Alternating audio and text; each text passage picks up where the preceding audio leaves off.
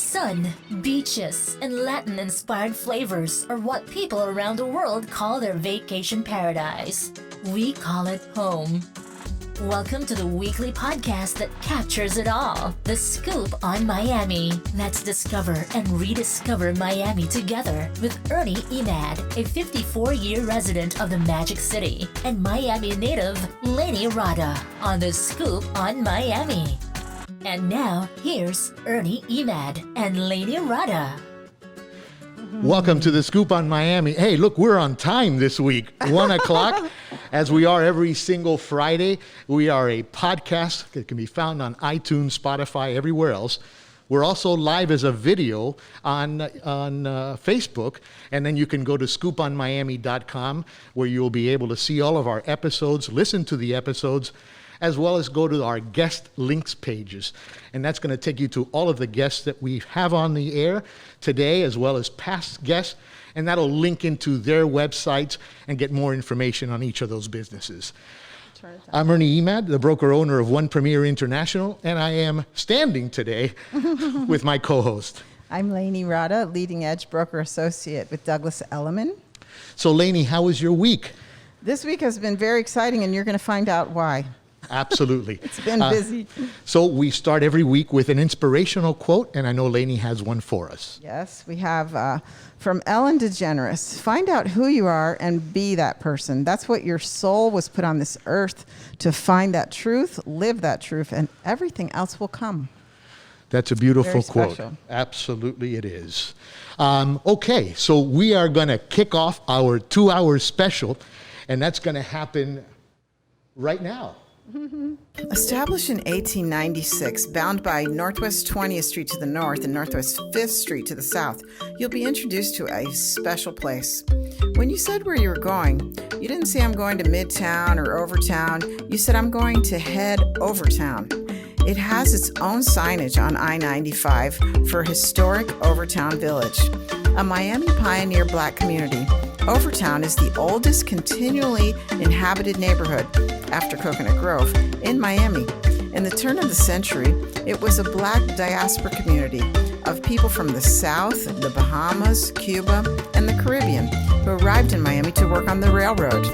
It was home to one of the first black millionaires in the South, Dana Albert Dorsey.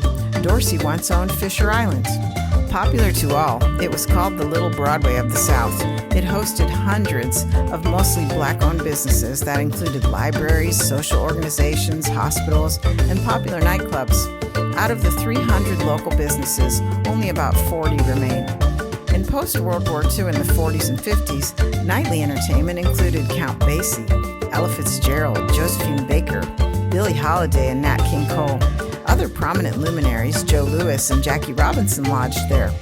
Several historic churches were built from 1914 to 1941. Mount Zion is one of the oldest congregations. It was one of the first meeting places for Boy and Girl Scouts, as well as Dr. Martin Luther King and other civil rights movements. You can find Art Deco and Gothic-style religious buildings. Many faiths worship here. There's a temple, there's a Catholic, Episcopal, and Baptist church, and Hindu temple. Dr. Samuel Johnson opened the first X-ray clinic for black people. Dorsey opened the first city-owned building that was specifically for a library. There's also a black police precinct and a courthouse museum. Since the 1990s to the 2000s, strong revitalization and gentrification has continued. Dr. Marvin Dunn, a scholar in-house resident for Camilla's House, founded Roots in the City. They hire indigent people to develop community gardens. He speaks in a 13-year-old documentary named The Ground Under Overtown. Residents are called towners. You'll find a beautiful, thriving community that has clean, tree-lined streets, beautiful architecture, and one of the most intact histories in Miami. They're friendly, welcoming people passing by to say hello. Here is a place that should be visited for history's sake, but you'll end up staying for much more. Segment that is, and this whole week we spent in Overtown. We were welcomed with open arms, and we are so grateful. We met some wonderful people, and Laney has a special guest for us today here live in the studios. Yes, it Okay. is. All right. Now I can hear it better. Okay.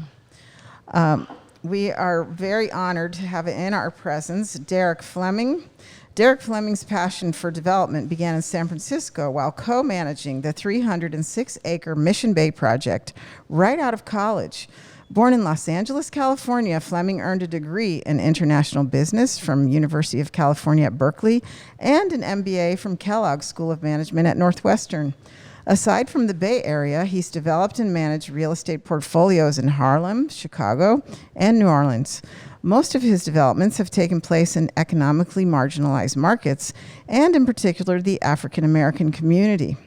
With his business partners, including celebrity chef Marcus Samuelsson, Fleming runs a global real estate hospitality business. He manages all of the deal origination, capital raising, and design and construction on his projects.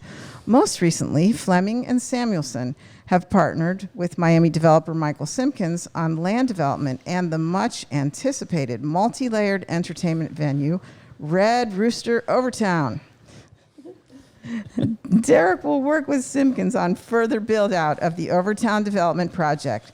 Derek and his partner Sonny of 18 years reside with their twins, Dex and Zane, between New York City and Miami. Welcome. Thank you. Thank you so much. Really to be here.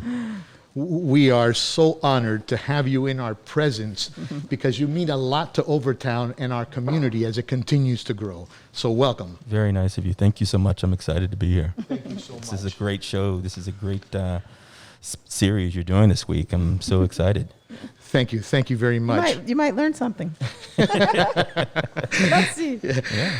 So, Derek, let's start from the beginning. How did you meet Marcus Samuelsson, and how did you guys become acquainted? Yeah. After being in the Bay Area doing real estate for a number of years, right out of college, I moved to New York and developed a cohort of friends. And one of those friends was this amazing, really phenomenal person named Kianga. And Kianga and I shared birthdays. So it was Kianga and my best friend William. We shared birthdays, and we threw these birthday parties together.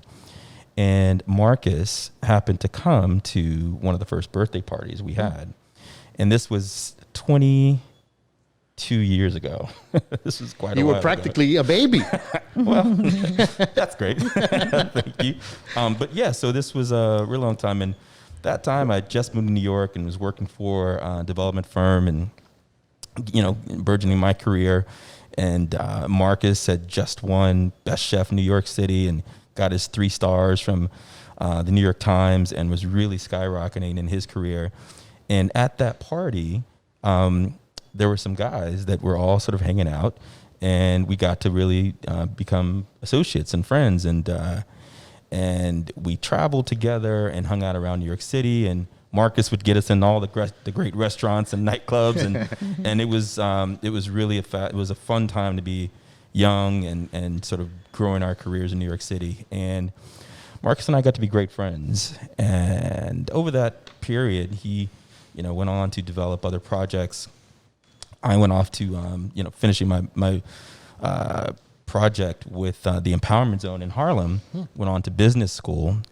And when I came out of business school, Marcus said, hey, I'm thinking of doing this new project in Harlem. And at that point, we were both living in Harlem. I said, why don't we work together? Why don't we pull this business off together? And that's where it started. Oh, Wow. Good story. That's incredible. And the rest is history, right? And the rest is What history. a ride, because you've amassed an incredible resume that is so impressive. Can I ask one question? Where does the name Red Rooster come from? Did you both come up with that? The name Red Rooster comes from, so there was a space in Harlem at 138th and Adam Clayton Powell, and it was it was one of the sort of the local haunts. You had several venues in Harlem, Wells Diner and Cotton Club and the Savoy. And the Red Rooster was a local place that they say all the priests, the ministers, the doctors, the lawyers, the athletes, and all the local folks hung out at Red Rooster, and they would have great drinks and yummy little dishes and food, but it was just a local spot. And it attracted the broad range of Harlemites. And it was a home for a lot of people, just a real comfort place and destination. It closed, several decades ago. Right. But when we were looking at this new project and wanted to create that sense of community, that sense of belonging, but also a place that was elevated and elegant and sexy and fun, but also at the same time was a place that the community could feel connected to. And so we wanted to celebrate the history of Harlem, celebrate this great place that no longer existed, and revive that spirit. And so that's where we brought the Red Rooster name back from. So it's a revival. Yeah. And how fitting it is, because Cubans and Bahamians and so forth brought a lot of Red Roosters to your area. They're always there. I know. That spot was waiting for you guys throughout all these years. I've got so many pictures of these beautiful roosters clucking around our property. It is fun. phenomenal. And I'm sure you don't. I'm sure you wake them up in the morning instead of vice versa, because you have such a busy schedule. You probably get very little sleep. Yeah. Let me ask you a question. So your real break, would you say, came from Marcus's association and doing businesses with him, or what event in your life took you to that stratosphere level that you're at right now? Well, I think it's sort of been a culmination, coming out of college and having an opportunity to work on the Mission Bay project in San Francisco, which was a public-private partnership. It was 300 acres, and they really did. My company really did give me a great opportunity to learn about redevelopment and design and construction and tax increment financing and all of those really powerful tools. With such a small project. Well, exactly. What a great schooling you got. Exactly. And so the Mission Bay had been fallow for decades, and no one knew how to really fix it. And Willie Brown came in and said, hey, we want to make this happen. And so the development firm that I worked for collaborated and made this happen. So that was really a big feather in my cap to get that process off the ground. I managed it, got it approved by the Board of Supervisors, got it funded, and that was really an amazing start for me. And then coming to New York, the empowerment zone at that time had just gotten off the ground. And so the Clinton administration and Congressman Rangel came together to create this $300 million fund. And so I essentially managed a $60 million portion of that fund to leverage with private capital, bringing new businesses and real estate projects to Harlem and the South Bronx. So I started to develop this brand of going into neighborhoods that were, incredibly, hard to develop and marginalized, and being a guy who could do some fixing, right, on the finance side and on the development side. And so then I went to New Orleans and worked in the lower Ninth Ward, working post-Katrina on a revitalization project in their market retail area. And that was when I worked for a private equity firm called Cherokee.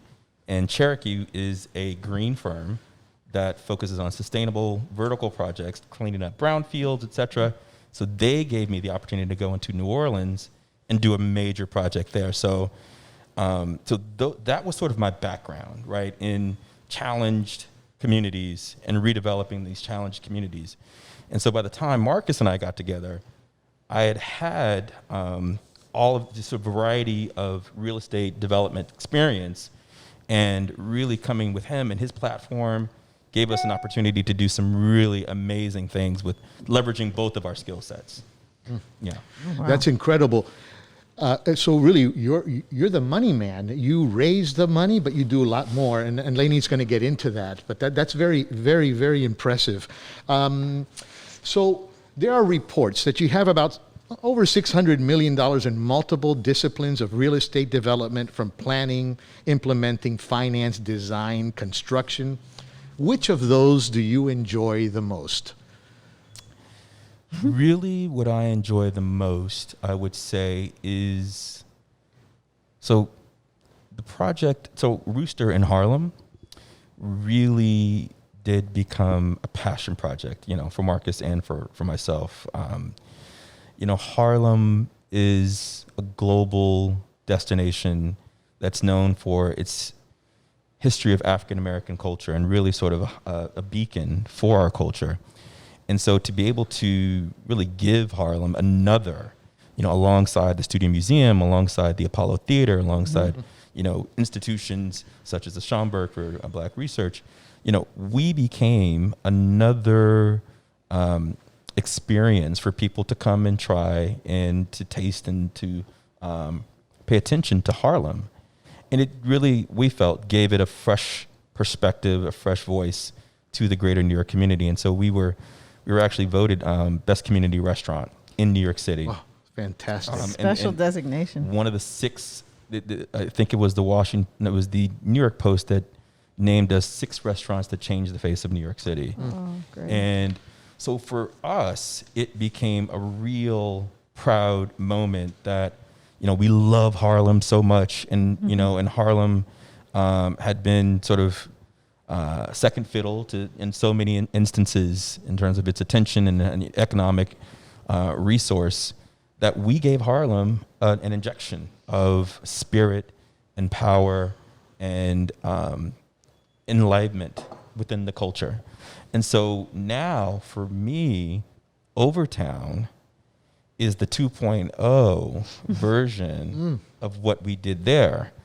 And I'll tell you why. Does that mean it's better? I'm not saying it's better. I'm not saying it's better. But 2.0 is not better. 2.0 is grander. And beautiful way of describing better it. is not yet. So we obviously New York City is confined because of its footprint, right? You can only do so much. I mean, space in New York City is a premium. So here in Miami, in our partnership with Michael Simpkins, and the way that we were able to, I was able to negotiate with the CRA, with the Overtown CRA, we got a piece of land that gave us a large footprint. And so, and specifically the building that we've been able to step into is a historic building, right? It was the Clyde Killens Pool Hall, owned by this amazing nightlife impresario. And he hosted when all the African-American dignitaries and icons and entertainers would come to Miami, go to Miami Beach and perform, but had to leave through the back door and could only reside and play and hang out at night back in Overtown. The pool hall that Clyde Killens owned was one of those places where Aretha and Count Basie and Ella Fitzgerald and Sam Cooke and Muhammad Ali all hung out right across the street from Historic Lyric Theater. And so that pool hall was what we were able to acquire. We were able to purchase. So the history of those 4 walls and the square footage, the 14,000 square foot of space, and then the adjacent lot next door that gives us parking. Now the adjacent to the north lot that gives us an outdoor playground really does give us the space to do things that Harlem really couldn't do. So that's why I say it's 2.0. And that's why I'm so excited about this project. Oh, just to hear you talk about it and the way that it all came together is so symbiotic, and just that your life, the fabric was just, coming together in every piece of it. Yeah. Let my passion lead me. Yeah. The amount of rich Black history, buildings and everything that is in that few blocks is amazing. It's incredible. Absolutely. Very if you impressive. spend some time at the Black Archives there, right across the street from us, you'll see so much history there. Yeah, we're trying to get in touch with Dr. Barber. I'll leave that alone. Is there any strategy that you can tell us how that you would share your secret of how you beat out 6 competing bids on that property? I will say this. In real estate, we're like really a fly on the wall right now. We get to learn a little from you. Yeah, I will say this, that we had a plan. We had a plan, and not only did we have a plan, but we had a track record. Yes. And so what we had done in Harlem, really, for us, Harlem was just sweat, and it was really just our passion pouring out. And, so I designed, I worked and built out Harlem and did the design on it, and it created this this space. And Marcus, and his celebrity and his passion and his really the way that he communicates culinary and the importance of culinary, and the importance of restaurants and what they do for communities, that sort of created a magic around it. And so when we had the President of the United States come, Barack Obama, come to our restaurant 3 months after we opened to visit and to do an event, and then the First Lady came 4 months after that, was a sense, like a huge sense of pride, right? And so it really becomes bigger than us. You know, it becomes, we have a responsibility to our community to celebrate and to elevate our culture in a way that gives us pride, right? And there's so much to be proud of within the African American community: the art, the music, the food, the aesthetic, the design. And so, and oftentimes we just don't have the resources to really do it. And so it's about finding the right partners. It's about finding the right opportunity to elevate the culture in a way that other people can share in it, right? Those who really want to partake in it. But then the people who are a part of it have a sense of something to to lift our head up about and really share. I've been a fan of Marcus's for a long time, just as an eater, as a foodie. You and many others. Yes, but I first encountered him at the South Beach Food and Wine Festival because he came to me instead of us going to you. And so he's a captivating person for sure. Absolutely. And one thing that I've always recognized, which I'm very happy to meet you because I see that you're an integral part of this plan, is that everywhere that he goes, it's not just a restaurant with chairs and food. It's a whole experience. And he gives back so much, which I see now. This answers so many questions for me. But I think that's such a unique thing that he does, because his name is in the big lights and all his accolades. And you always imagine he's in the kitchen cooking for you. But just that there's all these different components that, like what you're saying, that enriches the community, that I think that shows people that you can be involved in any different level, and you don't have to just win the James Beard Award. Yeah, I mean, for us, and this wasn't in the business plan that I put together, but it was really sort of an evolution that Redrooster as a brand, sort of our signature tag is that it's more than a restaurant. It's right? Very obvious. And so the idea that it is a community destination, it's an artistic space, it's a culinary, magnet, and it is really, like I said, I'd love to call it a beacon, for others from around outside of the immediate community to come in and experience it. So that is our mandate. That is sort of who we are. So that's your culture. That's our culture. And so when the pandemic hit and restaurants shut down, which we weren't quite open yet, we were getting ready to be open. I know. Oh my gosh. A week away from being open. Close. We were a week away. The whole country was in expansion mode, right? Yeah. There was nothing that was going to stop this train. Correct. That's correct. And then all of a sudden, bam. Bam. So we shifted. And what allowed us to shift so quickly to becoming a community kitchen, to becoming a partner with Jose Andres and World Central Kitchen, was because this is our DNA. This is what we do. So interfacing with the community and saying, hey, we have an opportunity to serve rather than to open as a business. We can serve right now. That's what everyone needs. People have been laid off. We can provide. Yeah, so that's where it's just a part of who we are at this point. Yes, I find that really fantastic because there's something for everybody.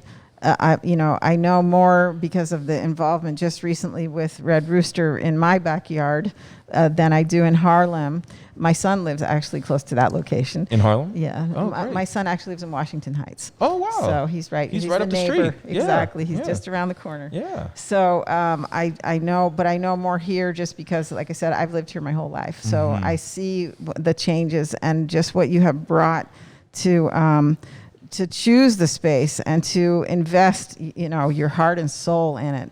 I was wondering if you ever feel like the energy of the past is a part of I don't know how to say if that brings something to you that you feel that spirit, like you mentioned, of all the famous people that have been there, and also the other locations you mentioned around Harlem.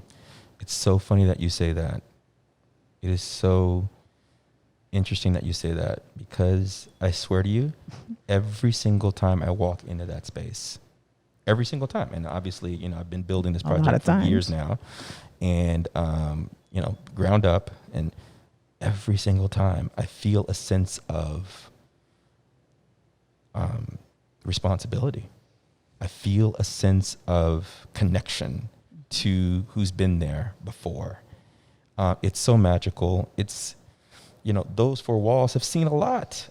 Can you imagine Aretha Franklin or Nat King Cole and Muhammad Ali hanging out at 2 a.m. And you just want to go back to that day, right? Exactly. That's what I think about every time. Exactly. Like it's more than if these walls could talk, because those people didn't just talk. That's right. They did everything. No, they moved culture. They were. They were everything. Culture. And so that's the privilege, that's the honor. And then we humbly have the responsibility to carry that history on. Right. And so it is really a mandate for us to say, hey, this is what this space is for. It's about this community. It will always be about this community. Luckily, we were able to acquire the space. It's not something that we're, having to deserving. give up. And it's a gift, and you're giving back. We're giving 100% back. And so there will always be that celebration of that history, and our responsibility to elevate the culture will always be there. And so yes, every time I walk in that space, I feel something really powerful. That's great. I thought about that this whole time that we were filming this episode, because it's very strong feeling in that whole neighborhood. It's intense. Absolutely. I was wondering, just because you've been in really important, significant communities, and like you said, the African American communities to work, is there something when you were a boy that made you feel like you really had this responsibility, because you've taken on a lot? Yeah, I mean, and you're still going. Yeah, absolutely, and that's very important. It's a great question. I was born. My parents were 17 years old. I was born. They were high school sweethearts, graduating seniors from high school, and both living at home, obviously, right? And so that was in Compton, California, in South Central LA. And another interesting place. Another interesting place, right? You've seen a lot. I have seen, believe me, we could do a whole another couple hours on what I've seen. But part of that experience of, being in Compton, and then my dad and I, after my mom passed away, moved to Long Beach. And so always had my connection with Compton because my relatives lived there, my cousins and aunts and what have you lived there. And so for me to see, and then, so my dad was able to move me in spaces where I could, go to other parts of Los Angeles and really get a sense of, oh, this neighborhood is thriving. Oh, that's great. Oh, this neighborhood, Compton, has its issues, has its limitations, has its frailties and lack of investment. That was a very early, as early as I can remember, that stark contrast between space, between the real estate experience was present for me. And that stayed with me in a very real way throughout my maturation. And so by the time I got to Berkeley, I actually had become very clear that that's what I wanted to do. I wanted to impact communities. That I didn't know how, I didn't know what that meant, but I was able to figure that out at Berkeley, and got the opportunity to work for a development firm right out of school. And so really, again, once you get it in your system, right, and you have an opportunity to go back to neighborhoods like where you grew up, where you were from. So Compton, which looks like Oakland, which looks like the Bay Area, Bayview Hunters Point near the Mission Bay project where I built, which looks like Harlem, which looks like the Lower Ninth Ward, which looks like Overtown. And you've been in Chicago too. And Chicago, the south side of Chicago. Yeah. So some hard places to change. difficult places, but you know what? I've learned a lot, Sure. and I've had impact, and that sort of makes me feel. Must feel great. It makes me feel really good. And so Yeah. this Overtown project, we've got a lot of work to do, but it is so inspiring, Good. and it is so exciting. And when you layer the history of that neighborhood, and you just know that once people start to come back and really That's what we're talking understand, about. That's why we're doing We're bringing this. them. That's you guys are doing. a And you phenomenal are job. the anchor there. Yes, the we are. amount of people, the line on Saturday was incredible. At the Of Creamery. all ethnicities, of all ages, and people playing in the playground next door and using the picnic tables that you have, which All happening. wasn't there was. before. So No, you that's- are bringing a community back together to be outside together as opposed to being in their places. Yeah. That's I mean, absolutely. I mean, that's sort of what our idea was. You know, Michael, Right. Marcus, and I, we really thought through how do we reactivate this, and so my strategy of the campus, Yes. the destination, that's what you're describing. Hopefully, is going to. Look, we're going to win the day. I don't think you need hope. I think you got it. I wanted to, that just brings me to the question, because World Central Kitchen with Jose Andres has been really fantastic, and I know that the line was even longer than the Creamery for that happening 3 days a week, that you were giving out food to the needy. And I think you fed thousands of people. Over 10,000 people. throughout the course of 10,000 the people lockdown. just during the pandemic, which is beyond. That's staggering and just so incredible.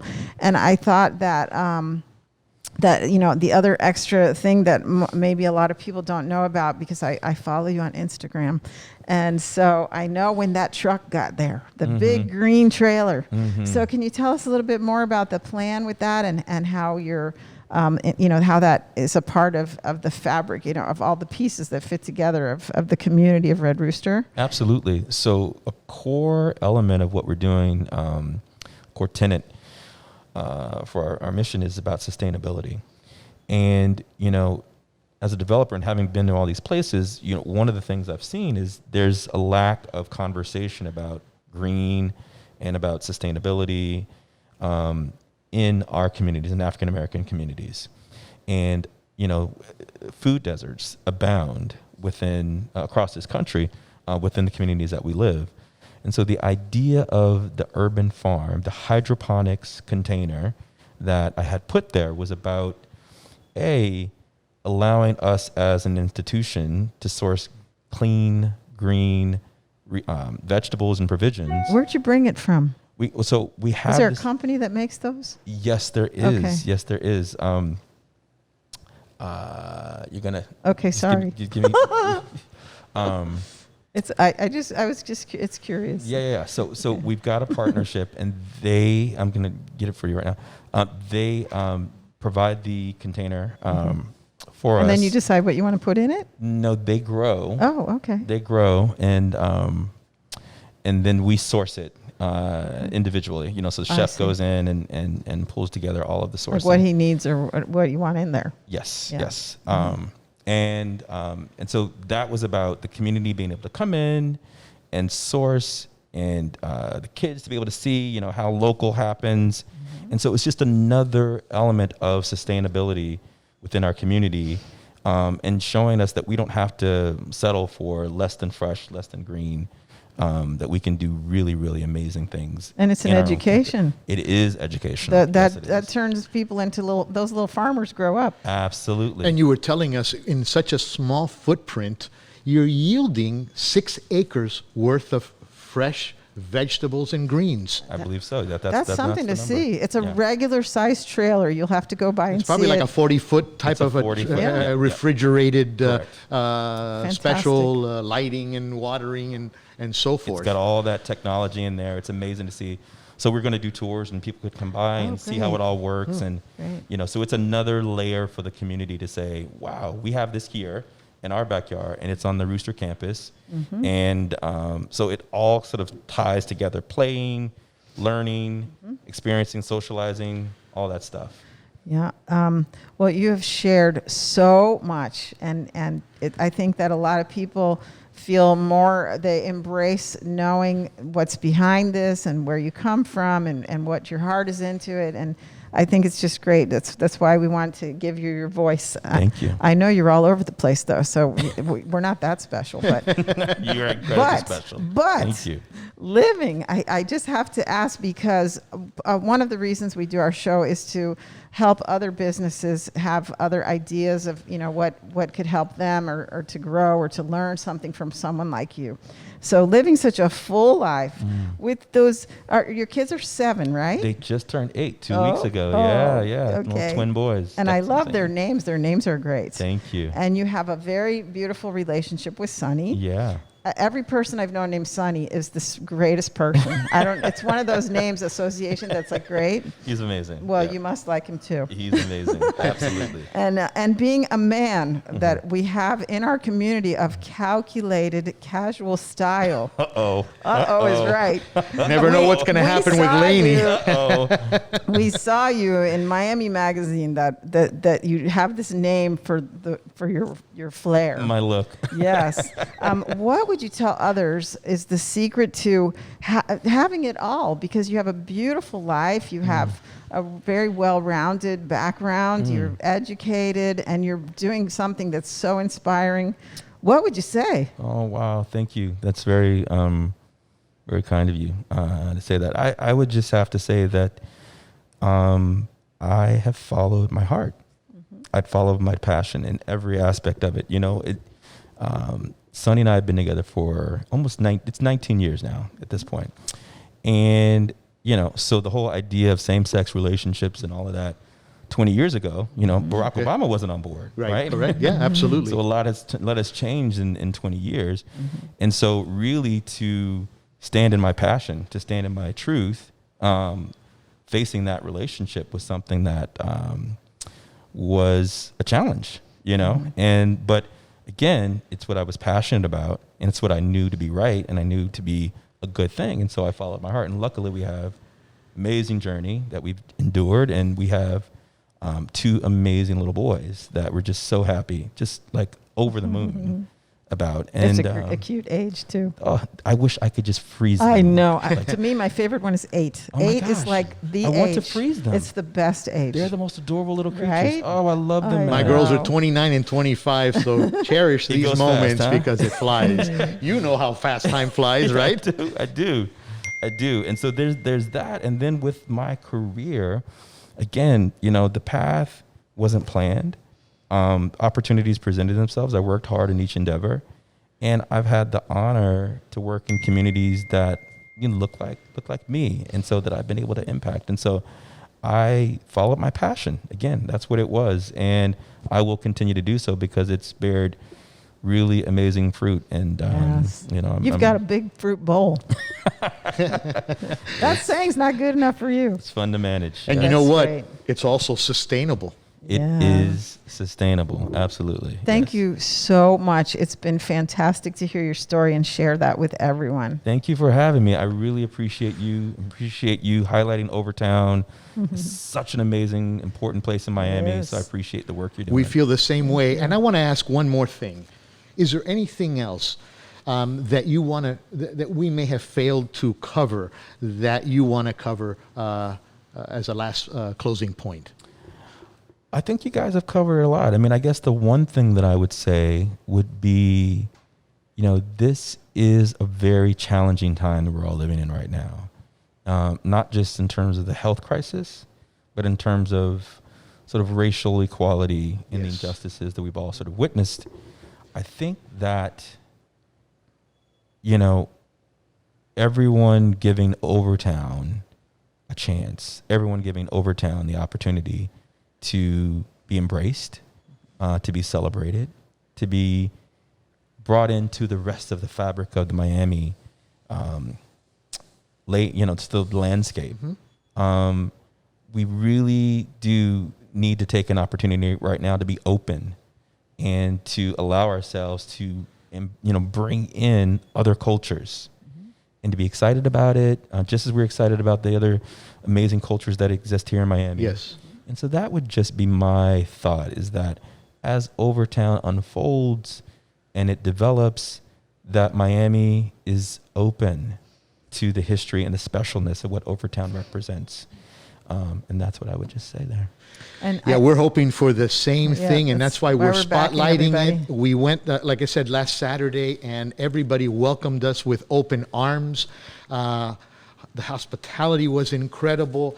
The streets clean, sidewalks, land, everything was, you hear all of these stigmas, and you go there and you are so surprised. And we really do want our viewers and listeners to stop on by and visit these wonderful establishments, because they have great stories like yourself, like some of the other business owners that we've met, that are so giving, and the same way they wanted to come back to their community to give back. we're going to hear their stories. Absolutely. And I wanted to recommend, which I know you're aligned with me, Marcus's cornbread ice cream. That ice cream is out of control.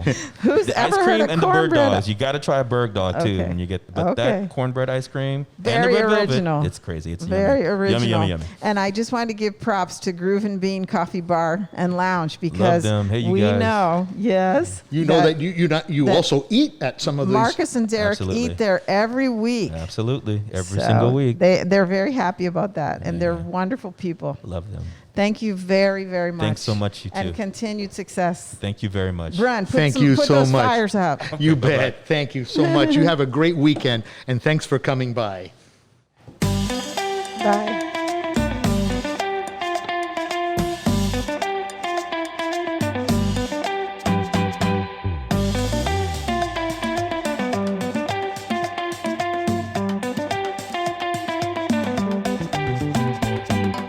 Still to come on The Scoop on Miami is the 305's hidden treasure. Still considering coming on our show? Hear what our guests have to say about us. Well, before I say that, I just wanted to mention your segment, Laney, on MacArthur Causeway. I spent a lot of time on the Causeway and over in Watson Island, and it was very informative, and I really enjoyed the history lesson. Oh, thank you. So that was excellent. Hi, good afternoon. First of all, I just want to start by saying that was a beautiful segment, very well done. Thank you. Very, very nice and very accurate. Thank you. Thanks for having me. Oh, it's just a thrill for us. Thank you so much for celebrating the ball and chain and highlighting Thank you so much. the Coyote story. But Bernie and Laney, I just want to thank you guys for everything you're doing for the community and the podcast. I know it's just a fantastic job that you guys are doing.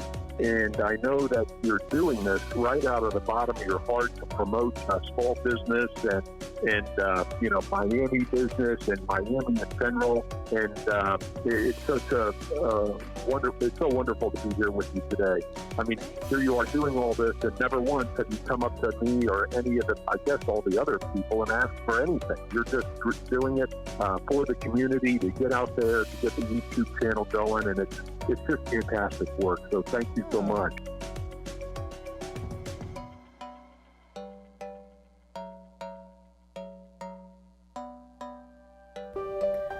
I'm Laney Rada, a leading edge broker associate with Douglas Elliman. I have over 35 years of experience in market cycles to bring to every transaction, and I'm still alive. When you want to see how I sell 85% of my listings and the average agent sells 40%, we need to talk. I break records, the fastest sale, the most offers, the highest price per square foot. Which one do we want to accomplish? My company includes superior quality marketing to enhance your property and the worldwide exposure, which matters in Miami. If you want to buy, I'm a Miami native. I know the area extremely well. Put my negotiating skills to work. I'm the only Laney Rada in the world, so it's easy to find me. But I'll help you. My phone number is 305-710-8558. That's 305-710-8558. Let's set up a time to talk. From this moment on, consumers will expect it and sellers will demand it. Cinematic video walkthroughs for all of your listings. professional photography, cinematic video walkthroughs, on-camera video tours, and professional voiceover narration. I'm Ernie Emad, head of BlueHourStudios.com. Blue Hour Studios is a progressive visual and audio powerhouse producing high-end video and audio productions. Become an expert in your field with a professionally produced podcast from our studio in Coral Gables. Call Blue Hour Studios today to elevate your image and voice. BlueHourStudios.com. We're back with more of The Scoop on Miami. Find our podcast on iTunes and on YouTube as a video, our Facebook page, and thescooponmiami.com. While there, don't forget to subscribe, share, and like our podcast channel. And now, here's Ernie Emad and Laney Rada. We are back live. A lot of buttons, a lot of switches. Forgot to turn up my own mic, right? What a wonderful interview we just had. What a fantastic person, huh? And you can see why these successful people hover around each other, right? It's just an incredibly dynamic, and they all have something in common. They want to give back to their communities. And that's why I think they're so blessed back, because they're such giving people. It's full of entrepreneurs, and you're going to hear all their stories, which are very inspiring. Absolutely. Obviously, we know we do the Miami 305 and the Hidden Treasures. We've got a couple more great segments coming up. But I'm going to tell you who we have coming during this hour that's left. True Cutz, Nick G. He is a dynamic, wonderful person. He owns 3 men's hairstyling salons. And also Super Barber. Yeah, Super Barber. You got it. We also met a pair that just got engaged, and Jamila Ross and Aquino West, they own the Copper Door Bed and Breakfast, and what a wonderful recreation. They really brought that beautiful historic building. They really did. And then who else do we have? The Lil Greenhouse Grill, Yes. Correct? And what a bundle of joy Dynamic. she is. Oh my Nicole goodness. Gates. Oprah Winfrey was at Yes. that restaurant. You don't want to miss that segment. It's coming up in a couple minutes. And Groovin Bean Coffee Bar and Lounge. What a great couple they are, and partners Monique Messer and Keon Lewis. So we've got a lot still to come on the show. Want to hear about. You bet. So Laney, tell us about the next segment that you have. We have lots of history. We could have done this show for a month. There's so much going on in Overtown, and we just tried to highlight some very significant places, the oldest places, because we have that you saw in the beginning of the show, some panning of the historic buildings and a little bit about the basic history of the neighborhood. And then we're also going to be talking about the Lyric Theater. That's exactly who we're going to be talking about right now. There is a big theater on the United States National Historic Place Registry located at 819 Northwest 2nd Avenue in Overtown. The historic Lyric Theater was built in 1913 as an entertainment center. Originally 400 seats, it was operated by Geeter Walker, a Georgian who came here prior to 1900. The theater was an anchor for the district known as Little Broadway. For 50 years, it was a movie and vaudeville theater. It was also used as a community auditorium. Visiting luminaries include the American educator, Mary McLeod Bethune, singer Ethel Waters, and the a cappella ensemble Fisk Jubilee Singers. The theater played movies until 1959. Then it became the General Assembly of the Church of the Lord Jesus Christ of the Apostolic Faith. Overtown was deteriorating in the 1960s, and it was shuttered for decades. In 1988, the Black Archives History Foundation of South Florida did a restoration. 2 more phases were to follow, and by 2014 it was open to the public again. It has been renamed Black Archives Historic Lyric Theater. There's a beautiful park outside that has an ongoing folk life village that has been running for 10 years. The Cultural Arts Complex is the oldest legitimate theater in Miami. It's a symbol of Black economic influence and a social gathering place, a source of pride and culture free of discrimination. On your visit to Overtown, it will get your attention without a doubt. Will get your attention without a doubt, huh, Laney? The thing to notice when you go there is the original building. It has grown a lot. There are different groups that have kept that building alive. It was actually shut down, like I said, for decades, and it has a lot of history.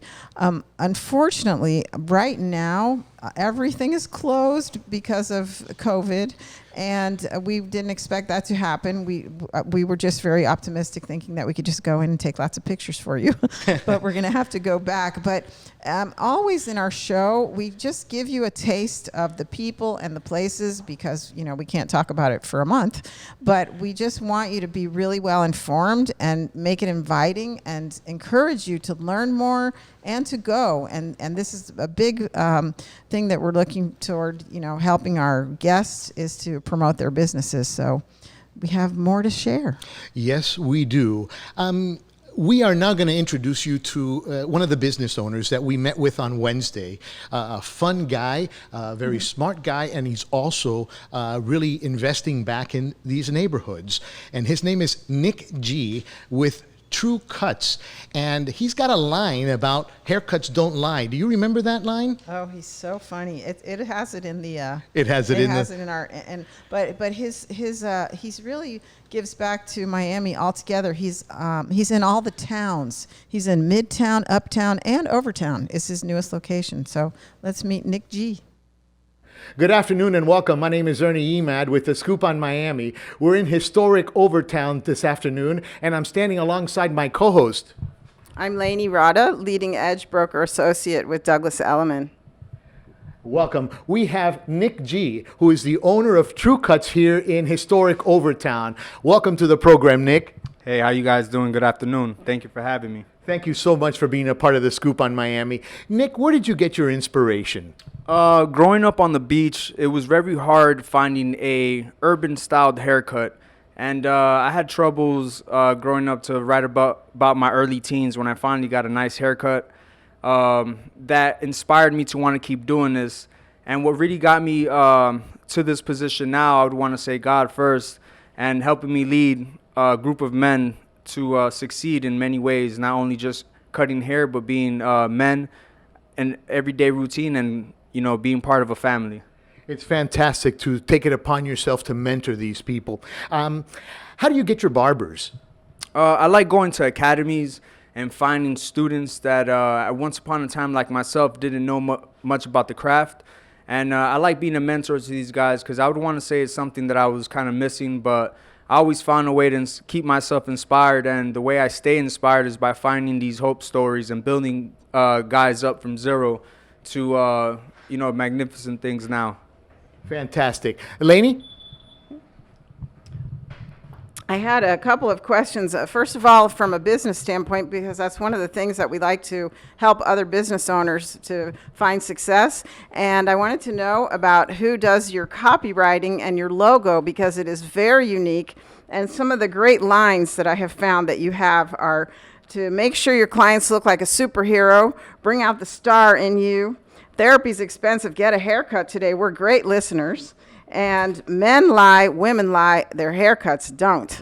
So where do you get this from? Who helps you with this? I would want to say most of the marketing schemes and strategies I found really formed within my own creative mind.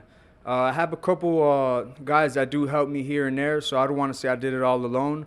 But these are a lot of things that I do on my downtime and just kind of try to pencil things together to stay creative and stay in the loop and be more interesting. It definitely keeps you up there, for sure. I wanted to also call attention to the menu, which actually says witness the menu. What is The Godfather? The Godfather is actually based on one of my dad's favorite movies called The Godfather. When you see the movie start, you see the Godfather laid back getting a hot towel shave. And that's basically where also my logo comes from. I feel like the blade holds a lot of power, and the Godfather services are full services: a shampoo followed with a conditioner, a hot towel mini facial followed by another hot towel for a shave, and it's the best service you can receive here. Oh, the best for the best. Absolutely. And Brother's Keeper, what's that about? The Brother's Keeper is just as nice. It's usually for guys that don't have any facial hair. and they just receive a hot towel mini facial. Okay. Then I wanted to go over, since I'm not an expert in the man's barber department, what is the microscalp pigmentation about? I'm glad you asked me about that. It's something I'm really into right now. I've been doing it for about a year and a half. The instructor I learned this craft from was actually highly nominated in this category. And basically what it is, it's a kind of like a tattoo service, but it's done one dot at a time. It's a permanent solution, and it imitates the hair follicle to fill in any bald area or people that are suffer from alopecia, any unwanted scars. And it's basically an illusion of the hair follicle when your hair is shaved down to its closest form. Okay. I would have never thought of that. That must be helpful to a lot of people. Absolutely. It's the next best thing. Correct? Because most men are shaving low anyways nowadays. Let me ask you, how many locations do you have? Now we have 3 locations. We started in 2013 over at the Upper East Side, Miami on 82nd and Biscayne. 2015, we went over to Midtown. And now 2018, we came to the Historic Overtown. We're working on our 4th location. It's actually our brother location. It's going to be called the Kutz Barber Lounge.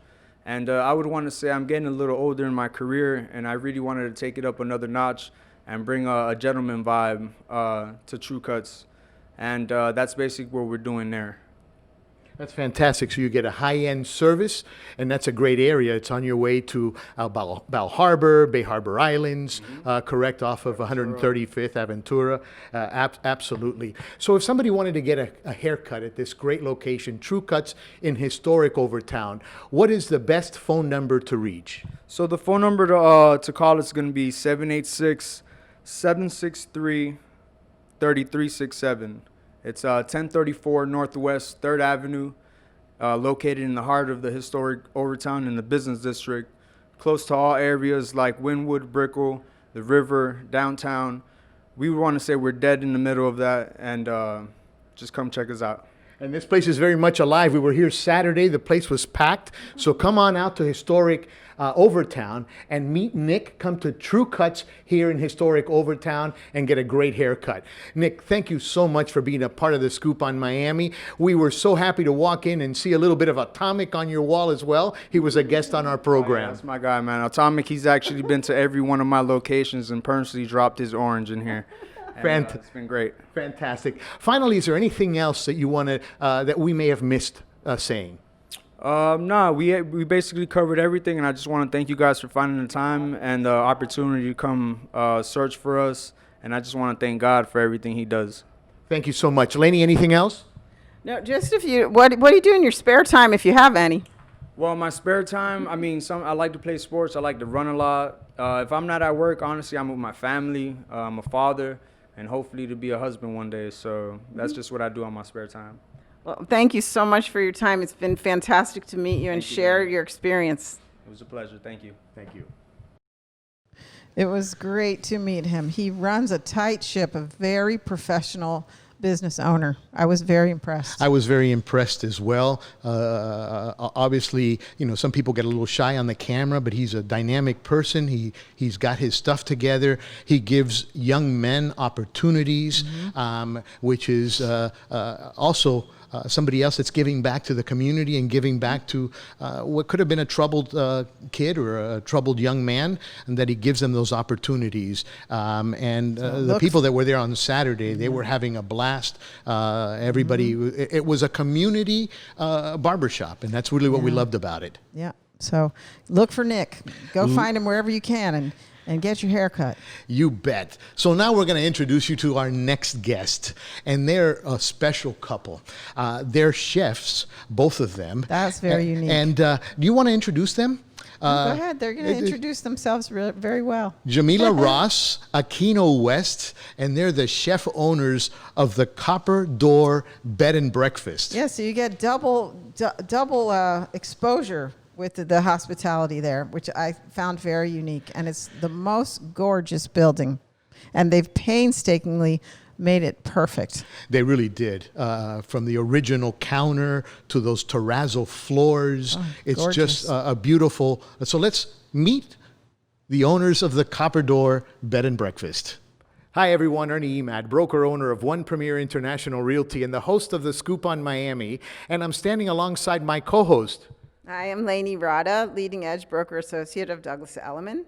We are in Historic Overtown today, part of our 2-hour series coming up this Friday. And we are so excited to introduce you to one of the newest members of Overtown. And her name is Jamila Ross. And she is the owner of Copper Door Bed and Breakfast, along with her fiancé, Aquino West. Welcome to The Scoop on Miami. Ernie, thank you so much for having us. Thank you. It's a pleasure to have you along with us. Let me ask you a question. What was your connection with Aquino? So we first met at Johnson & Wales University. I'm originally from New York and have moved to Miami for school and had a few classes together, and we kind of linked up, went on a few dates, and the rest is history. How long ago have you met? It's been a while since I've done this math. It has to be 7 or 8 years now that we've known each other on and off, and we've been together for the last 6 years consistently. Fantastic. Congratulations, because we found out in our interview just prior to going on the air that they are engaged. So congratulations. Thank you so much. Fantastic. So we know how you've met, and what is your background?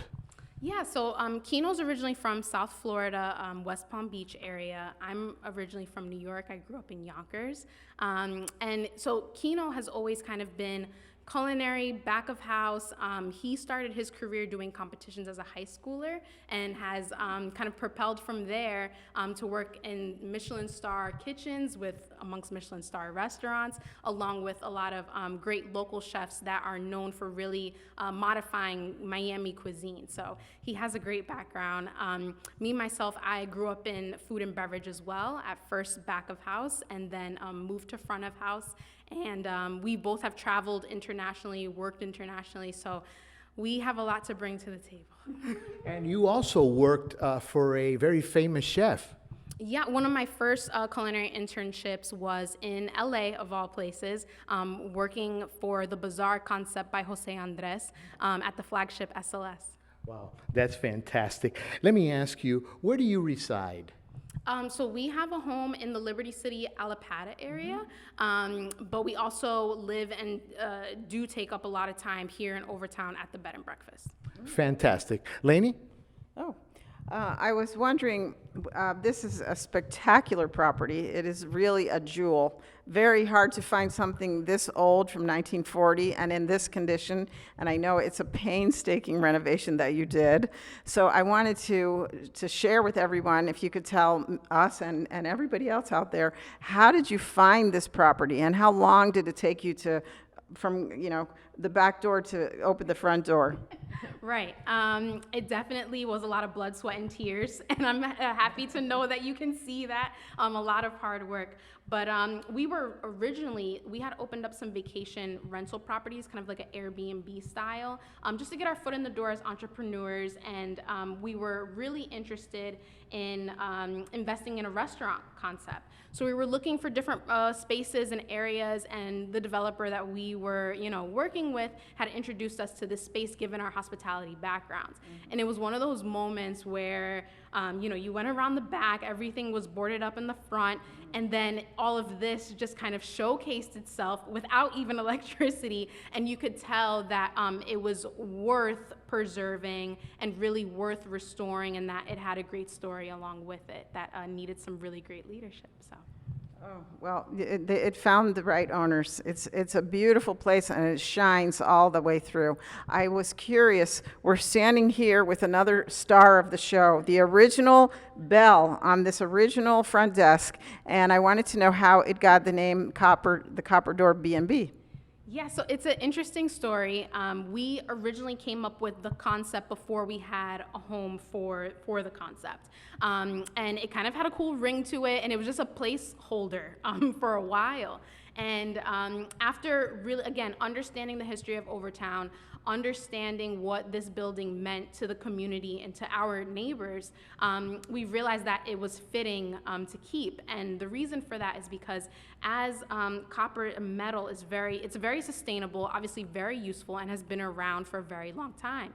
And when it's aged, it kind of has this antique-y feel, and you can tell that it's been through a lot and kind of it has experience. And when it's kind of new and shiny and kind of has that rose gold finish to it, it really does present an elegance and a kind of professionalism. So when we really were able to dive into what the metal meant to us and what the name meant, it was only fitting to keep it. Yeah, it resonated with you. It's perfect. That's so nice. I was wanting to share, because part of our show is all about the historic designation here in Overtown, and we wanted to know about how this has come about as an experience for you and what it means to you. I see there's a name on the front door outside in this incredible flooring of terrazzo. From floor to ceiling, you have to see this building, and you can look on the website to see all the beautiful rooms and some of the extra features. But tell us what's been the best part about being in this neighborhood? Yeah, I mean, again, there's a great story behind it. The original inlay that you mentioned, which is actually adjacent to the sidewalk, anyone could visualize it, pays homage to the original owner, Jimmy Dimitri. He was kind of like a Robin Hood for the neighborhood, for lack of a better word. And so he had befriended a lot of just community members. And he met a gentleman whose nickname was Mr. Moon, because he was distilling moonshine at the time. And they became great friends and business partners. And Mr. Moon's family lived here on site, running the hotel along with the commercial spaces that are on Northwest 5th Street. And with that, shares the history of the long lineage of Black entrepreneurship. Mr. Moon happened to be a Black gentleman who actually was able to inherit all of Jimmy Dimitri's land and businesses. He had passed about 6 years ago, but we've had the pleasure, both of them surprised us, his son and daughter. He has 2 daughters and a son, and they both, during opening phases, before we were even open, they came by individually and just kind of peeked in, and we were able to give a tour, and they were sharing stories of, what it used to be like during the 50s and 60s, and, as a family cleaning rooms, making beds.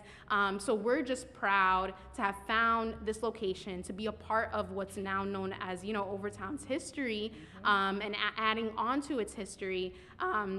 And our community members, our neighbors, the people that pass by our window and we say good morning, and share, just commonalities with on a daily basis, are able to, in their lifetime, see what it was like, or have heard stories of what it was like in their past, family members' generation, of this energy here in Overtown, this excitement here in Overtown, and they're able to witness what the kind of renaissance of it all looks like, and we're just happy to be a part of that. Oh, that's beautiful. Those are the personal stories that we came to share with you.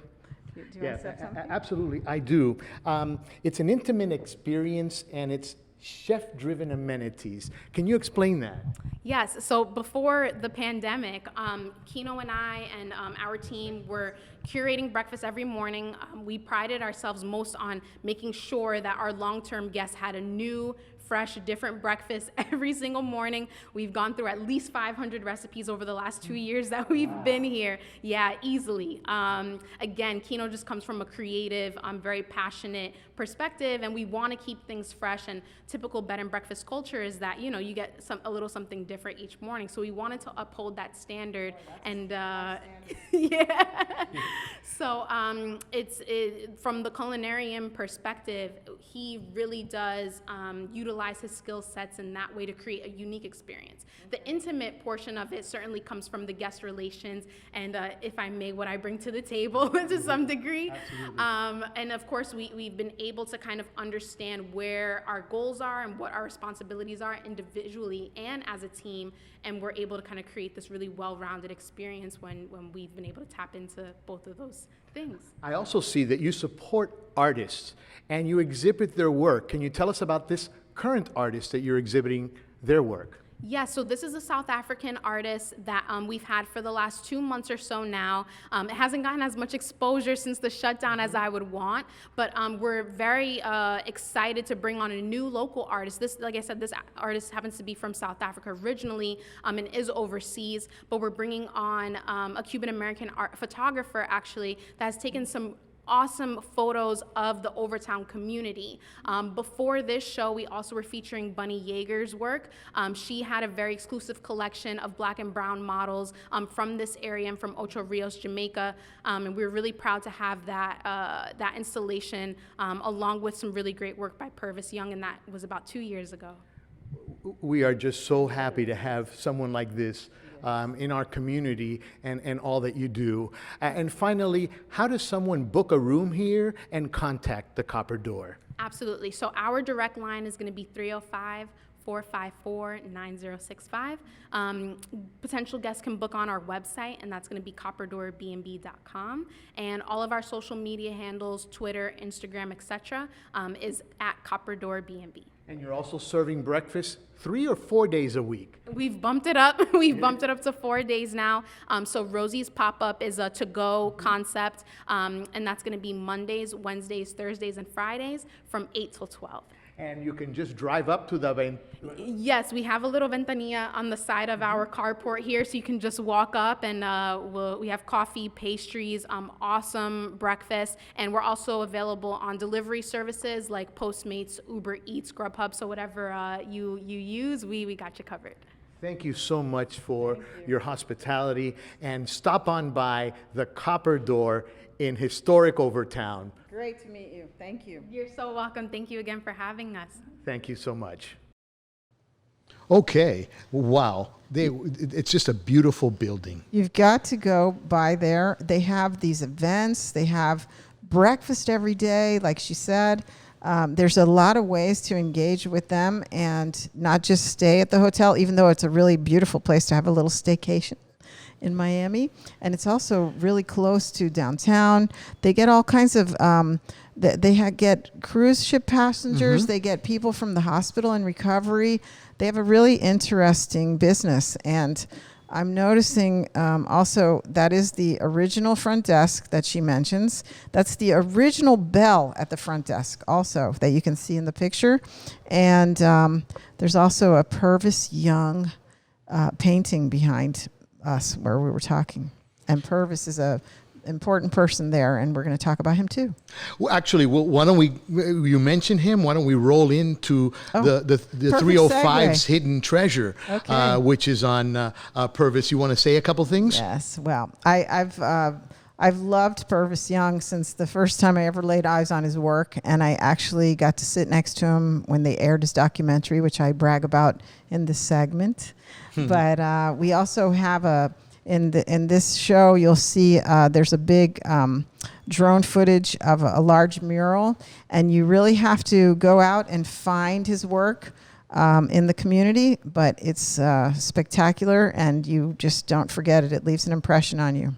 So let's go with Laney Rada's 305's Hidden Treasures. And now it's time for the 305. The 305 Hidden Treasures. Hidden Treasures with Laney Rada. Today, our hidden treasure is none other than the patron saint of Overtown. This gifted artist, Purvis Young, was born in Liberty City in 1943. He was a teenage dropout who went to Rayford Penitentiary for 3 years.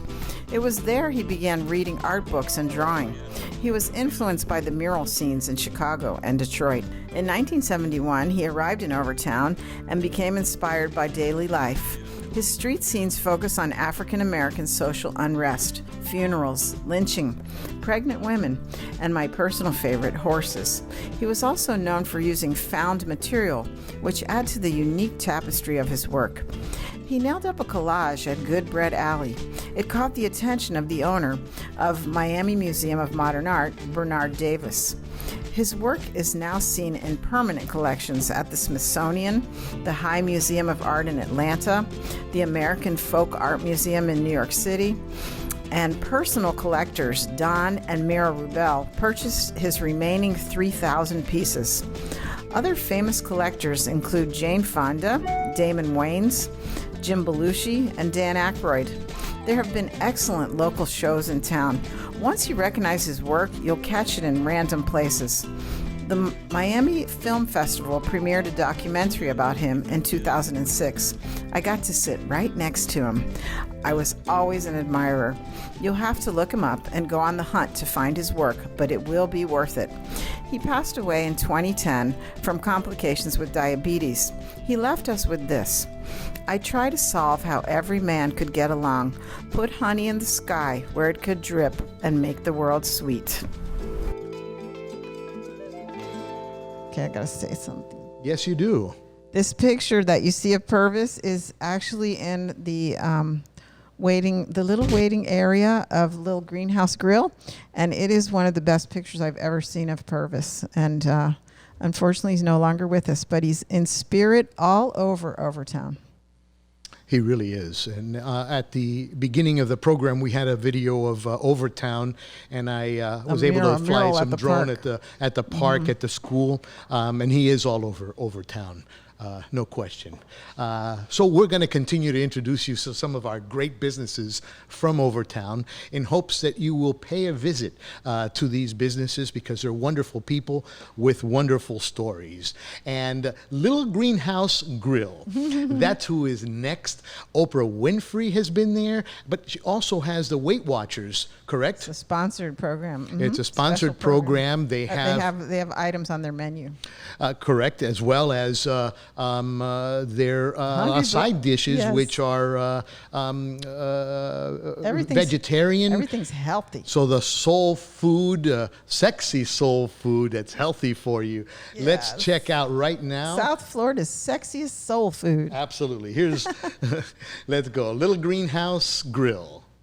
Hi, I'm Laney Rada with the Scoop on Miami, and we're here in Historic Overtown, and we're going to be introducing this business, Lil Greenhouse Grill.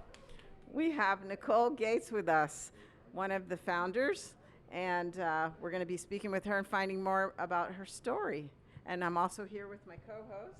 I'm Ernie Emad, the broker-owner of One Premier International, and thank you for joining us today. We are so pleased and honored to have Nicole Gates, and she is the partner-owner, yes, of this wonderful establishment, along with her partner, Chef Bryan. Absolutely. Thank you, and welcome to the Scoop on Miami. Thank you so very much. As managing partner and creative lead here for Lil Greenhouse Grill, it is an honor to welcome Scoop on Miami into not only Historic Overtown, but into this beautiful little restaurant that we've created here. Thank you guys for being here.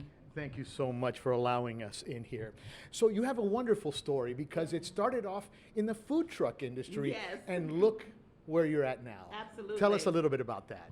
So Chef Bryan is actually the creator of the brand, and he's the restaurateur. He comes from 20 years of experience in 5-star restaurants, including stints at Smith & Woodlinski, Prime 112, STK Gansevoort, just to name a few. I am a marketing executive. So we found that in this beautiful community of Overtown, there was just a little something lacking, a place to go sit down, have a glass of wine, and eat dinner.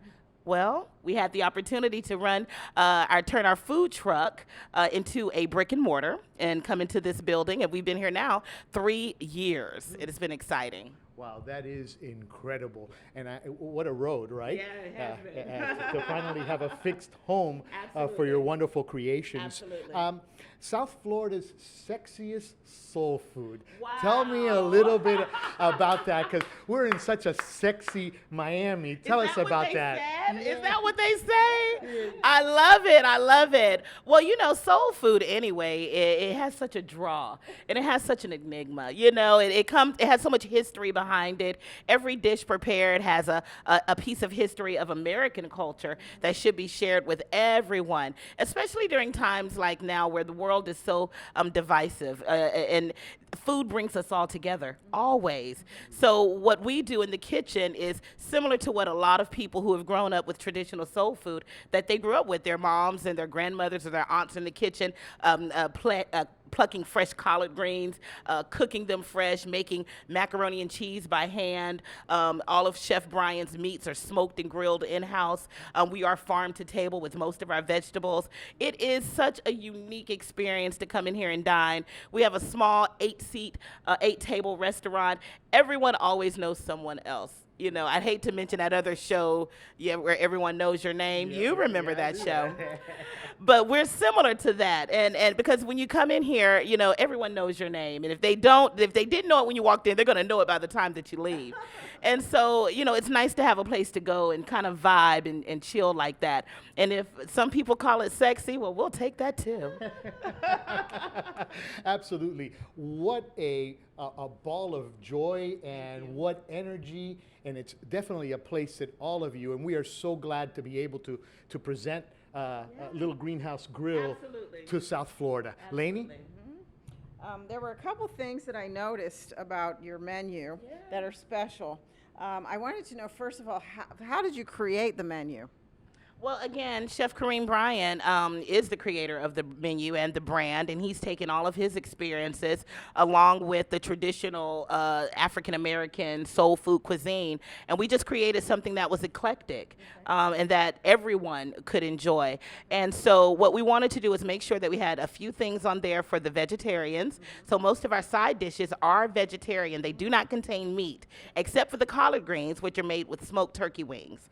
And again, because we are a healthier alternative of soul food, we don't fry a lot of our food. So you don't find traditional fried chicken on the menu, but we do have fried chicken salads, and we do made with all white breast meat, and we do have chicken and waffles made with all white breast meat. But our ribs, delicious. Smoked in-house, applewood and hickory. Our wings are half chicken. Literally, it's a whole chicken that the chef butchers, because he's a certified butcher, by the way, cuts in half. All of the meat, our salmon, everything is butchered here in-house by Chef Corrine Bryan. Yeah. I love that. Okay, so the other things were, what is the hungry black man?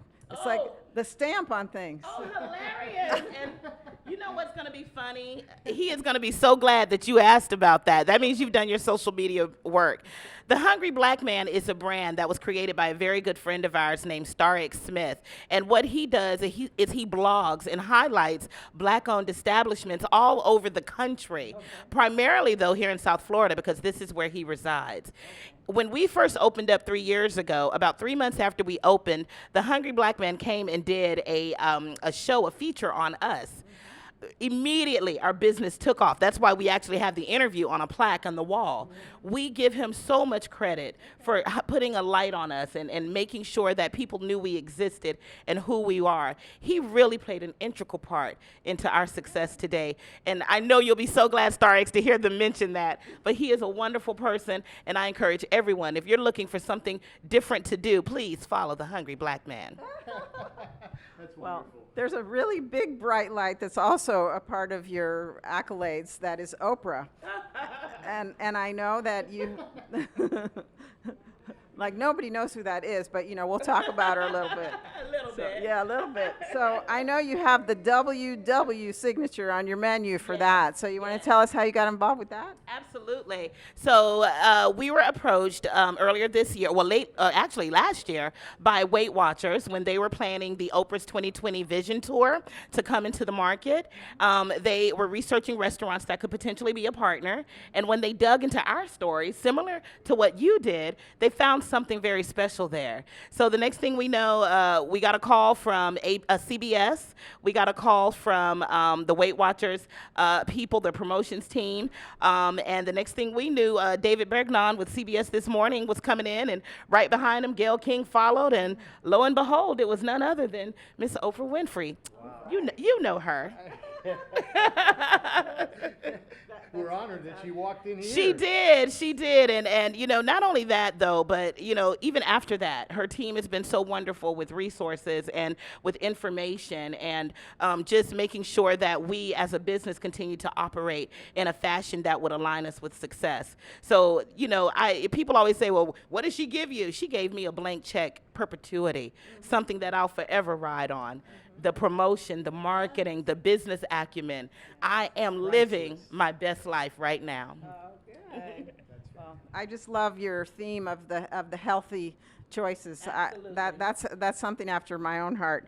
I wanted to ask you, what's the best part for you all in this business here, and it's such a unique setting that you have, about being in Historic Overtown? What does it mean to you? Well, to have people be able to look across the street and know that the businesses that they are patronizing are owned by people that they grew up with, by their neighbors, that young people can look up and know that you can make an investment in the same community that you grew up in. And actually, it's probably very important, more than ever, to come back and give back to those communities. That is what's most important for us. Not only that, being able to share this freedom. And I call it freedom because we can make our own hours. We can do what we want. Luckily, Chef Corrine and I have a very good work ethic. Because I could be, at a resort someplace half the week and be just fine. But, that working with him and sharing in this journey of entrepreneurship, of freedom, the road to financial wealth, it has been something that I do not take for granted. And I'll forever be grateful to him for allowing me to be his partner in this endeavor. I can just tell by your voice that means everything to you. That's beautiful. Everything. Yes, thank you. Thank you for sharing that with us. And the community, it means everything to them. Absolutely. That's what's the most important thing, your guidance. Absolutely. Yes. Well, I want to thank you so much for your time. It's been great to get to know you. Laney. And we wanted to bring this story to the community and to the world, because our podcast is all over the world. Hello, world. It's a travel and places podcast, so that's what it's all about. Thank you. Knowing where to go. Thank you. You have something else? Again, yes, I do have. Again, because we are so pleased. We have been welcomed with open arms here in Historic Overtown from you and the other people that we've been interviewing.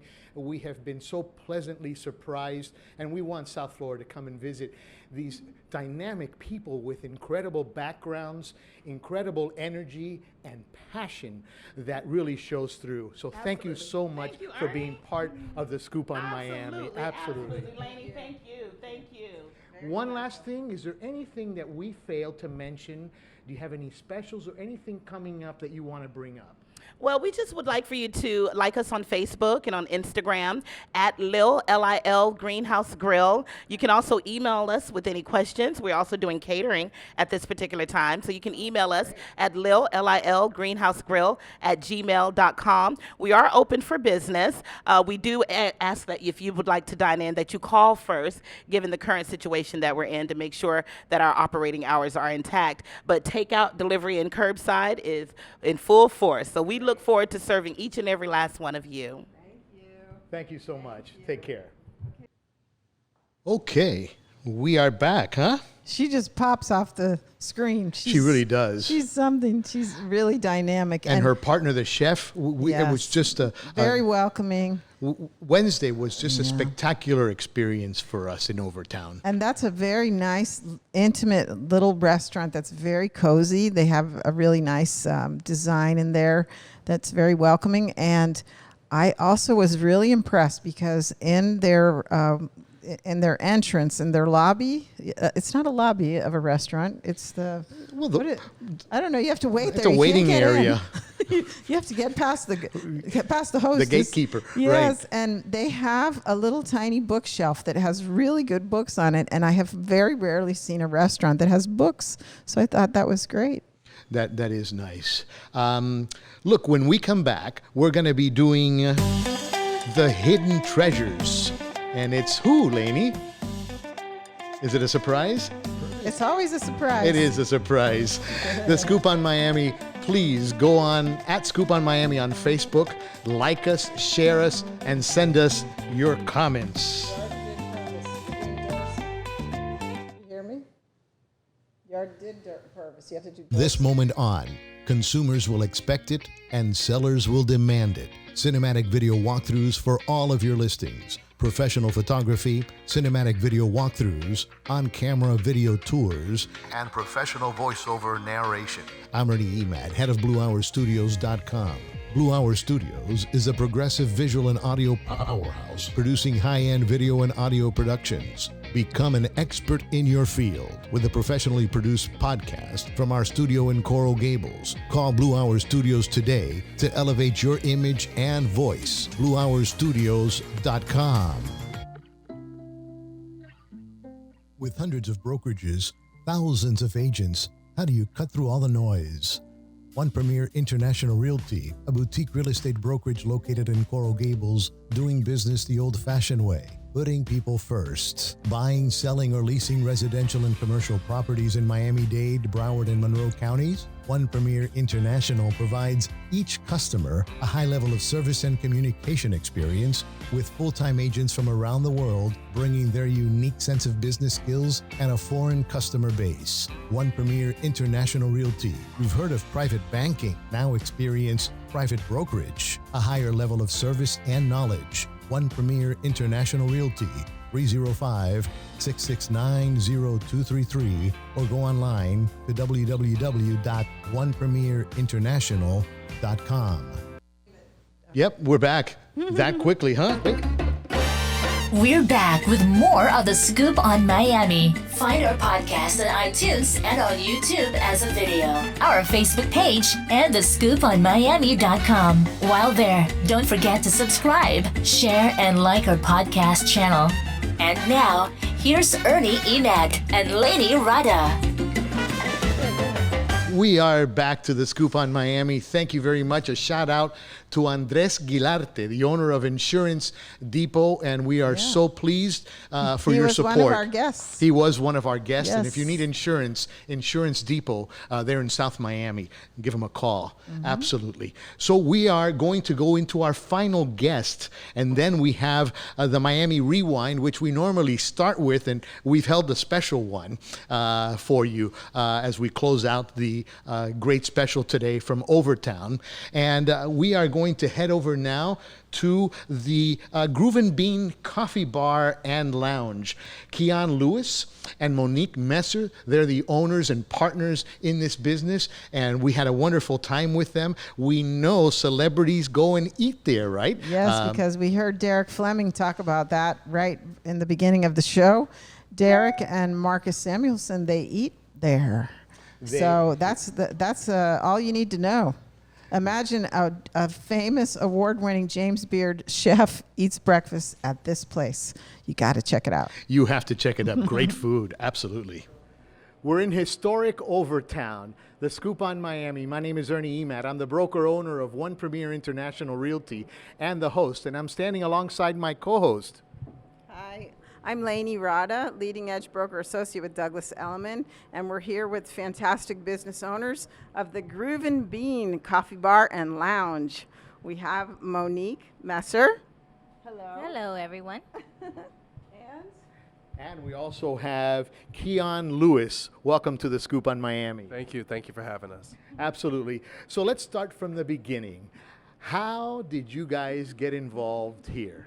Well, so there's a backstory to that. We used to own a little bakery in the Liberty Flea Market, and there's a story to that. I one day made a cake for the office, and no one believed that I made it.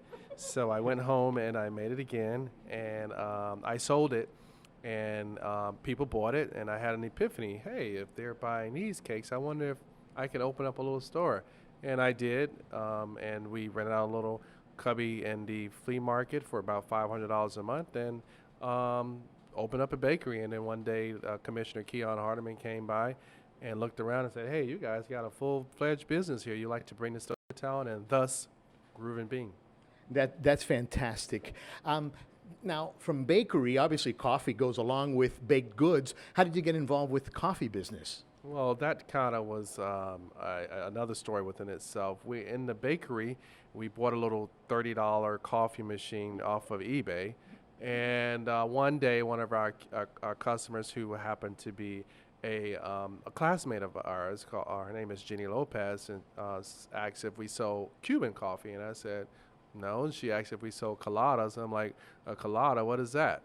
And she came behind the counter and made it for us. And we started making coladas, and people kept coming by for coffee. And we said, hey, if people are buying coffee, we could turn this into a business. And there was no coffee shops in the Overtown area at that time. So Commissioner Hardiman had asked us, to come over to Overtown to open up a coffee shop. That's fantastic. It's hard to believe that there was no coffee houses in Overtown prior to that. I like the story of the fair trade coffee. Can you tell us a little bit about that? Yes. So we use a company, we buy our coffee from a company called Puro. And Puro is a fair trade coffee company. And the beans are from mostly South America and some places in Africa, such as Guatemala, Honduras, Uganda. And what they do is when you buy their coffee, they send some of the proceeds or the profits back to those communities where the farmers are actually working. So they build schools, they focus on the rainforest. So they have a moral initiative, and so that's what, attracted us about this company. And the coffee is really great. And Puro is a local company, too. Fantastic. I like that. I like that because we're big on buying local, think local, support the local businesses, and now you can do that here at Groovin Bean, but also help those farmers with sustainable coffee and help them get a fair trade for their goods. And speaking of baking, I know that you have this world famous beignets. So how did that come about? So that's Monique's forte. Yeah. So I lived in New Orleans for a year and a half, and obviously beignets are very popular there. And there's a famous coffee beignet shop called Cafe du Monde. And so people wait in long lines around the corner for beignets. And so I figured that we can make them here because you really couldn't get them anywhere. And because Keon baked from scratch, we would make our own. And so we don't use a box mix. Everything is made from scratch. It's our recipe. And it's really good. It actually tastes better than Cafe du Monde. A lot of people come in and say that all the time. It's very light, It's not as dense as Cafe du Monde. Oh, okay, great. One of the other things that I found is fantastic about this location is that they have breakfast all day. You can't find that almost anywhere. Right. So how did that happen? Well, that happened by chance. Our listening to our customers, when we first opened Groovin Bean, we thought we were just going to sell coffee and pastries, even though we had a full built-out commercial kitchen. And the customers came in and said, "Hey, we don't want that. We want food." And we want it all, we want breakfast all day. And we started selling breakfast sandwiches, and it just morphed into that. And that's how we started selling breakfast all day. That's great. And I understand that this place gets groovin' on weekend nights. Yeah, sure. We turn into a lounge in the evening time on Friday nights, pre-corona. We have a bar. We serve cocktails. We have a stage here. We also have poetry night. We have hookah. We have a DJ, a live DJ, and it's just more like a kickback, chill type setting. R&B, old school hits and so forth, so on. It was just something that to give the community something to do. Because again, in Overtown, there, as I knew it, no lounges or a place where people can hang out past a certain time. Because oftentimes, Overtown had the stigma, to not be in that part of town at a certain time. But I wanted to change that. We wanted to change that stigma, and we did. And we had people coming out. Well, sometimes they didn't want to leave because the food is great. We have a modified menu that we offer during our lounge: cheddar bay waffle, jumbo lump crab, conch fritters, jerk chicken pasta. And they love the food, and they have good drinks and a good hookah. Who wants to go home? So. You're not kidding. And I just had to say that they're real albums. The real vinyl is inside these jackets right behind us, which are really fun to see. Right. Brings back tons of memories. We also have to watch as people come looking. I'm sure. They're very valuable. I know. Yeah, I know. I want to take them home myself. I have a really important question because we're here in this really special neighborhood that's been established in 1896. and really is a special place in Miami altogether. And we wanted to know what it means to you to be here in Historic Overtown. Yes, it means a lot to us to be here, especially since we're, both from Liberty City area. We're both from this district. And just to be the first of anything, the first coffee shop right now during this time is very important, because we're offering the community somewhere to gather, to meet, use free Wi-Fi. That didn't exist before. And just the building and the neighborhood alone is historic. So just to be a part of that, we're building a legacy that didn't exist. So we're excited about it. Absolutely. Also something that impressed me, how clean the city is, the sidewalks, the lots. There's always people picking up. We've been welcomed here, incredible, and how involved your commissioner is to bring you guys into Overtown in its wonderful location. Yeah, Commissioner Hardeman played a major role for us being here at this spot, actually in the CRA as well. And again, he wanted to build a place where the community can come, and we are a neighborhood coffee shop, and where we could come. Oftentimes you go to other affluent neighborhoods and you'll see a Starbucks or a Panthers Coffee, but in black neighborhoods you don't really see coffee shops. I mean, I'm just being honest. And he wanted to bring that to our people, and that's why we built this place. But it's not just for our people. We have other we have other cultures that come, such as we have a lot of Latinos, we have whites, we have everybody. I baked a cake for Pride. It's Pride Month. I baked a Pride cake, so we're inclusive. We're not just we play all kind of music, and we just wanted to build a place where everybody's welcome. Well, you're doing it very well. And one final thing, is there anything else that we may have failed to cover that you want to tell our viewers? No, I think we covered it all. I just, again, we are a neighborhood coffee shop. We offer breakfast all day, lunch, and we just wanted to create a place where people can come and do homework and chill, listen to great music, and eat great food and drink good coffee.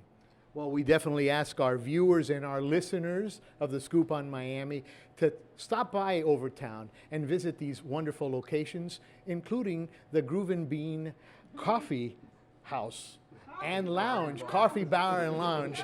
We were talking about bringing a coffee house into that, and it is ingrained in me. But we thank you so much for opening your doors to us. Well, we thank you for having us. We appreciate you guys. Thank you so much. Thank you so much. Again, thank you. Absolutely. Thank you. Okay. Wow. Great people. Yes, and when you go there, you're going to see Kalia. Kalia's only 1 year old, but she helps out too. She's really does. So cute. And tell us a little bit about the space they took over, right? Yeah, they had just a shell, which would just be like any retail space, just the four walls. And they've done a great job recreating the ambiance and an atmosphere there that's really comfortable and very artistic. Very nice place. Yeah, and, I agree. And they have a great story. They sure just like do have everybody a great else. Story. They all do. They all have a great story. And passion, right? Yes. It's a passion project. They want to go back and help their communities, and it really shows because so friendly. My heart's been touched by the community. It's been great. And the example that they give to everyone around them, they are all entrepreneurs. They've all scratched to the surface and made it happen, and it's very inspiring. And long hours, right? Oh, because they work. All of them no work question, so hard. Not you one should complained see how hard about it was it. to get a hold of them. Yeah. We actually had to go knock on their doors, right? But we canvassed the neighborhood, and everybody welcomed us with open arms. I don't think we got a no out of it. I think we hit the most important businesses in Overtown, You have to go and we see want them. you to go and visit. No question about that. So now we have a little special segment. Which we normally start with, we're going to end with today. And it's the Miami Rewind. Tell us a little bit about it. Yeah, it wouldn't be complete to do this show without talking about Dorsey. You're going to hear all about him. a really fascinating man, and really literally was a pioneer in this neighborhood. He came to build the railroad, which is how a lot of people got to Overtown, because I know you're going to hear in the different segments. If you listen to the whole show, you'll really get a pretty good rounded view of it. But still, we can't encourage you enough to go, because you'll just really enjoy it. It's really fantastic. He made his money in real estate. He sure did. And he made a lot of it. Hey, don't forget, we're real estate brokers. We're always available to take your call and to be able to take care of all of your real estate needs. Let's go with Miami Rewind today. It's time to take a look back with Laney Rada. Miami Rewind. Dana Albert Dorsey has the oldest and most accomplished story of anyone you will find in Overtown since 1896. He is recognized as Miami's most famous early black resident. He moved from Georgia to organize farming and began work as a carpenter for Flagler's East Coast Railroad. He recognized a need for housing. Dorsey began purchasing lots for $25 each in 1896, one parcel at a time. He amassed a real estate empire. He reinvested and expanded as far north as Fort Lauderdale. He built his home in Overtown for his bride in 1915. It boasted electricity throughout. This pioneer citizen, businessman, and philanthropist frame vernacular home has been replicated at 250 Northwest 9th Street. It was reconstructed in 1995 and added to the list of National Registry for Historic Places in 1989. He has a long list of firsts. He advertised as the only colored licensed real estate dealer in the city. He organized the first black bank. He had the first city-owned building specifically for a library, served as chairman of the Colored Advisory Committee to the Dade County School Board. He was a registrar for black men during World War II, and he had the first black-owned hotel called Dorsey Hotel. In 1917, he sold land to the city of Miami for the park located at Northwest 17th Street and 1st Avenue. In 1919, he sold 21 acres of a barrier island to a man named Carl Fisher. That man was developing Miami Beach, and that property is now known as Fisher Island. It is the wealthiest zip code in America. He donated a large quantity of land for schools as a firm believer in education. 15 days before his death, he provided a new library.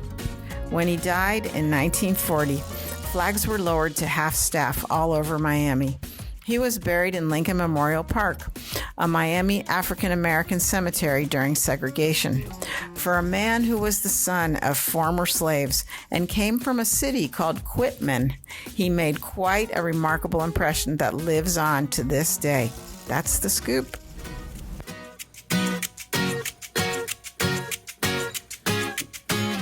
Anything you want to talk about this wonderful segment? It just is. It's kind of like where Overtown started almost. In those early days, the people that came to build the railroad, this is where they lived. And for Dorsey, his name is everywhere. His house is there. It's not open right now. We can't wait to go inside one of these days. But what a fascinating person. And I've known for a long time that he did own Fisher Island, and he was the first black millionaire in the South of the whole United States.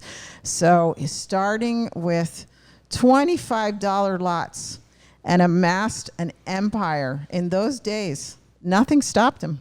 And also the unique, another unique thing was having electricity in your house. You know, I see posts sometimes that people say, what are you grateful for? And I go all the way back to electricity, because it's a miracle that we have electricity. And it was a big status symbol to have electricity in your house in those days, that when the lights were on and people could see that from the outside. So he never missed a thing. Well, you know, we spent Wednesday at 105 degrees with all this gear. And how refreshing it was to enter into these places with the air conditioning. Another invention in And Florida. the little greenhouse giving us fresh lemonade. It was just, Yes. we just had a great time. It was great. Absolutely. So you go and have a great time too. It's a fantastic place to go visit. And like I said in the first segment that we opened with, it is the most intact historic neighborhood in Miami, and it's just so much to see. It's fascinating. Yes, it is. So we have the next 2 weeks. That's it for now. No, there isn't. There's a lot more That's happening. It for That's Overtown. for sure. The rest is up to you. Absolutely. So please go visit them and support local, think local, and take a tour. It's a beautiful visit. The Creamery and visit all of our guests. Yes, talk to those entrepreneurs and learn from them. They've all got something to offer in every way, not just their incredible service and food and establishments. If you missed any of their phone numbers or anything, you can go to Scoop on Miami on Facebook or at Scoop on Miami and take a look at all of our episodes. But if you go to our webpage at www.scooponmiami.com, you'll be able to go to the guest pages, and all of our guests will be there, linked to their websites, their phone numbers, so you'll be able to frequent these wonderful establishments. We're going to tell you what's happening next week. Tell us, Laney. Next week, we have this very different kind of show because we're having fun putting them together for you, and we're calling it the Russian Twist because one is Russian and one is from Ukraine, and they are both multi-talented. They're a great representation of their backgrounds, and you will be very surprised at the diversity. There's a big difference between the two of them, but at the same time, the similarities are the multi-talented things that they've accomplished so far. And their names are Sasha Olson and Dmitry, and I have to try my best, which I know 3 words in Russian, but I think it's Zitov. Zitov. But I'm not positive, but it's Dmitry Zitov and Sasha Olson. I know that next week I'm going to look different. We're going to have a really good time because we're filming in a hair salon, and Dimitri's doing a whole bunch of miracles on us. Absolutely, and boy, I need a miracle.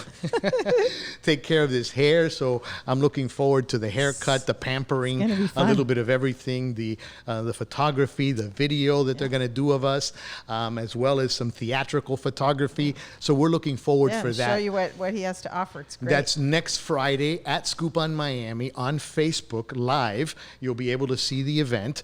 And the following week, correct, that's in 2 weeks, we have a special, somehow these 2 caged animals, well, at least I'm caged. Everyone feels caged. We're going to be on display at the zoo. It's the 40th birthday celebration. They're going to be giving 40% off tickets July 3rd through the 5th. They'll have live DJs and 500 free giveaways each of those days. There's $10 Mondays now through the summer. Summer saving passes at Zoo Miami, Miami's Aquarium, Museum of Discovery, and so forth. It's $59.99. Zoo members save 25% when they purchase at zoomiami.org.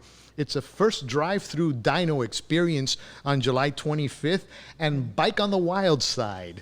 And that happens on July 18th. And we're going to be in Ron McGill's office. We are so excited. We're so excited. He's given us 1 hour. Monkeys. Absolutely. So we are going to be caged for 1 hour with Ron, with the most spectacular, dynamic, towering personality.